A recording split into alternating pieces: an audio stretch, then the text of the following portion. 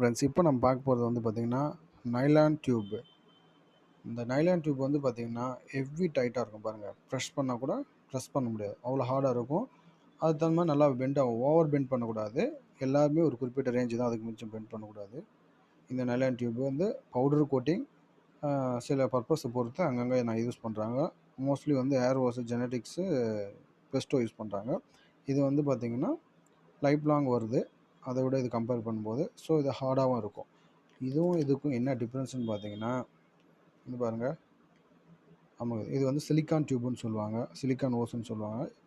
இது 6 mm, இதுவும் 6 mm.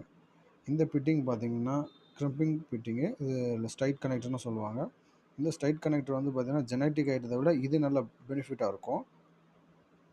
இந்த மேலே இருக்க அந்த டேப்பரில் வந்து பார்த்திங்கன்னா அந்த நாட்டில் இந்த ஓஸ் இது மூலிமா கனெக்ட் பண்ணிவிட்டு இப்படி இன்செர்ட் பண்ணிவிட்டு இதை ஃபுல்லாக டைட் பண்ணிவிட்டால் ஃபுல் டைட்